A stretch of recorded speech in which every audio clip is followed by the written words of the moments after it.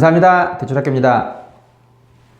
오늘은 신용등급 올리는 방법에 대해서 설명을 드릴 텐데요. 그 전에 신용등급이 뭔지, 그 다음에 신용등급이 어떻게 평가가 되는지 간단히 설명을 좀 드릴게요. 신용등급은 금융거래 등을 다 포함을 해서 개인의 신용도를 평가를 한 등급이라고 보시면 될 것 같아요. 그래서 신용정보회사는 나이스지킴이, 올크레딧 이 두 군데가 있는데요. 은행에서도 거기서 전산을 받아서 활용한다라고 보시면 될 것 같아요. 그러면 그 두 군데에서는 어떻게 신용등급을 평가를 하냐면 크게 네 가지가 있어요. 첫 번째는 상한 이력 정보, 두 번째는 현재 부채 수준, 세 번째는 신용거래기간, 네 번째는 신용 형태 정보. 이 네 가지로 신용등급을 평가한다라고 보시면 될 것 같아요. 근데 저희가 보통 조회 같은 거 많이 하잖아요. 그런 거는 신용 등급에 영향이 없으니까 내가 만약에 금리 비교한다 그러면 편안하게 조회를 하셔도 될 것 같아요. 등급에 영향이 없는 거 바뀐 지는 꽤 오래됐거든요. 그러니까 편안하게 하시면 될 것 같고요. 20년 하반기부터 바뀌는 게 뭐냐면 등급제에서 점수제로 변동이 된다라고 해요. 등급제에서 점수제로 변동이 된다라고 하면 예를 들어서 은행 거래를 1금융권 거래를 한다라고 하면 6등급 이내로 나와야지 좀 수월하게 이용하실 수 있거든요. 근데 내가 만약에 7등급이 보통 600에서 664점 요 사이에요. 이 사이에 있으면 가장 실등급으로 되는데, 먼저 1등급이랑 10등급이랑 1등급은 가장 높은 등급, 10등급은 가장 낮은 등급. 1등급은 1000점이라고 보시면 될 것 같고요. 그럼 7등급은 600에서 664점인데 내가 664점이다. 그러면 6등급으로도 금방 될 수 있지만 7등급으로 분류가 되어 있는 거예요. 그러면 내가 만약에 은행 거래를 하려고 하는데 7등급으로 되어 있기 때문에 은행 거래할 때 좀 불리할 수 있거든요. 그러면 이런 경우에는 등급제로 하는 것보단 점수제로 하는 게 훨씬 더 유리하다라고 보시면 될 것 같아요. 그래서 올해 하반기부터는 등급제에서 점수제로 변동이 된다라고 보시면 될 것 같고요. 그럼 이제 본격적으로 신용등급을 올리는 방법에 대해서 설명을 좀 드릴게요. 먼저 신용등급은 낮은 사람이 있고 높은 사람들이 있는데요. 낮다라고 해서 저는 상심할 필요는 없는 것 같아요. 왜냐면 등급은 내려갔다 올라갔다 하거든요. 다만 조심해야 되는 건 연체예요. 예.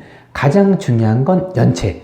연체는 왜냐면 한번 연체가 되면 5영업일 이상 10만원 이상, 그러면 저희가 보통 연체로 잡거든요. 금융사에서는. 그러면 이 정보가 3년에서 5년 정도는 기록이 남아있다고 보시면 될 것 같아요. 그러면 그걸로 해서 대출이 무조건 안 되냐? 그렇게 단정 지을 수는 없지만 다소 불리하게 작용될 수는 있다는 거예요.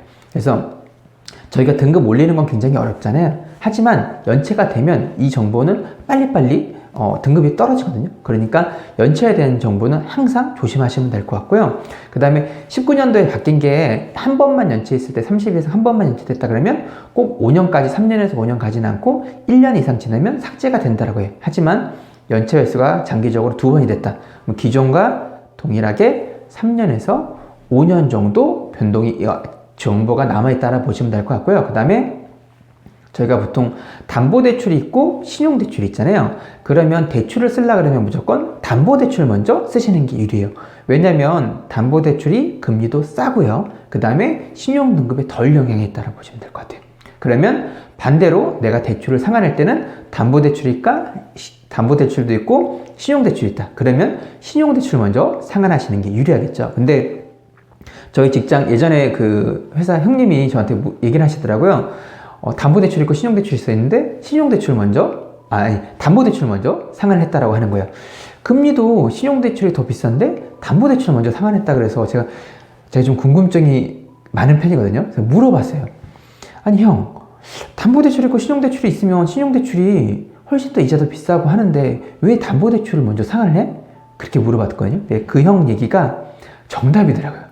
그 형이 뭐라고 하냐면 본인은 담보대출이 그냥 싫대요.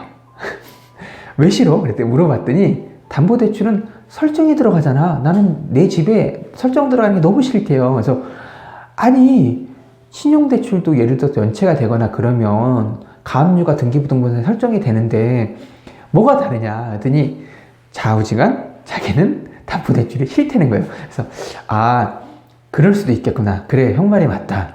그래, 무조건 사람이 이성적이라기보다 그 형 얘기도 맞는 얘기다 라고 얘기를 했거든요.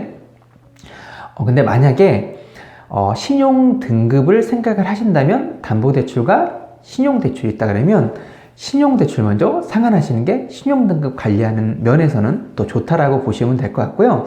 그 다음에 연체 중인 대출이 있다. 그러면 내가 대출을 상환한다. 그러면 연체 기간이 오래된 거 먼저 상환하시는 게 좋고요. 그 다음에 연체 금액 이자가 높은 순으로 상환하시면 좋을 것 같고요. 그 다음에 대출은 신용 등급은 연체 조심하고 기존 대출이 있다 그러면 빨리빨리 상환하시는 게 좋은데 만약 그게 어렵다 그러면 비금융 정보를 활용하면 내가 신용 등급을 올릴 수 있는데 굉장히 도움이 된다라고 보시면 될 것 같아요.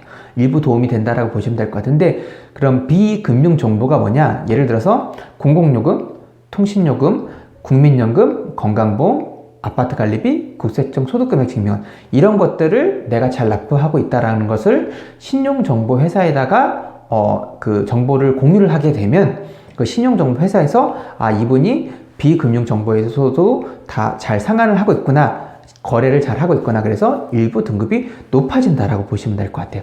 물론 대상자가 되면은 높아질 수도 있고 대상자가 아니면 안 될 수도 있지만 이런 정보들을 활용하신다라고 하면 저는 조금이라도 도움이 된다라고 생각이 되거든요. 그 다음에 그리고 당연한 얘기지만 신용 거래가 없는 것보다는 있는 게 훨씬 유리해요.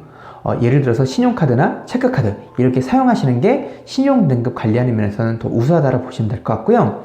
저희가 사회초년생 같은 경우에는 신용등급이 좋아야 되는데 신용등급이 그냥 일반인인 경우가 많잖아요. 그거는 요거랑 같이 연동이 된다라고 보시면 될 것 같아요. 신용 과거의 거래 기간이 없었기 때문에 신용등급이 잘 우수한 등급으로 분류가 안 돼 있다라고 보시면 될 것 같고요. 그 다음에 만약에 내가 신용카드를 쓰고 있다 그러면 한도를 꽉 채워서 쓰는 것보다는 일부 30에서 50% 선에서 쓰는 게 가장 좋으세요. 왜냐면 저희가 보통 한 번도 연체를 안 했다 이것도 중요하지만 신용 등급 관리하는 회사에서는 이분이 얼마나 자금에 여유가 있나 이것도 보거든요. 그러면 똑같이 100만 원을 쓰더라도 한도가 100만 원일 때 100만 원 쓰는 거랑 한도가 신용카드 한도가 1000만 원인데 100만 원 쓰는 거 이거는 차이가 좀 있을 수 있거든요. 그러니까 신용카드의 한도를 꽉꽉 채워서 쓰는 것보단 30에서 50% 선으로 쓰는 게 신용 등급 관리하는 면에서는 더 좋다라고 보시면 될 것 같아요. 그래서 꼭 과소비 하시는 성향이 아니시라고 하면 신용 한도 상향을 좀 높여놓는 걸 저는 추천을 해드리는 편이고요. 그 다음에 내가 만약에 고금리 대출을 쓰고 있다. 10% 이상 넘는 고금리 대출을 쓰고 있다. 그런 경우에는 정부 지원 자금 같은 걸로 햇살론, 사익돌, 세희망홀씨 이런 상품으로 대환이 가능하시다라 그러면 저는 문을 한번 두드려 보실 필요는 있을 것 같아요. 그리고 마지막으로 현금 서비스. 현금 서비스를 저는 쓰지 말라 이건 아니지만 보통 예를 들어서 은행에 가면 현금 서비스나 카드론 쓰면 엄청나게 큰일 나는 것처럼 얘기를 하는 경우가 있어요. 근데 하지만 1년에 한두 번 쓰는 것 같은 경우는 큰 영향이 없어요. 왜냐면 그분들 같은 경우에는 내가 등급을 떨어뜨리려고 쓴 건 아니고 필요해서 쓴 거잖아요. 그러니까 1년에 한두 번 쓰는 것 같다 그러면 그냥 편안하게 쓰시면 될 것 같고요. 다만 내가 매달 빈번하게 이렇게 대출이 일어날 것 같다 혹은 현금 서비스가 일어날 것 같다 그런 경우엔 차라리 한 번에 대출을 받아서 매달 상환하시는 게 신용등급 관리하는 면에서는 좋다라고 보시면 될 것 같아요. 사실 신용등급 관리하는 면에서는 누구나가 다 아는 내용이고 그 다음에 쉽게 할 수 있는 거예요. 하지만 무심한 경우가 많고 등급을 관리 안 하면 오히려 더 손해가 볼 수도 있거든요. 그래서 신용등급 관리하는 거는 한 번에 되는 건 없지만 꾸준하게 관심을 갖는다라고 하면 신용등급 낮다라고 해서 주눅들 필요는 없거든요.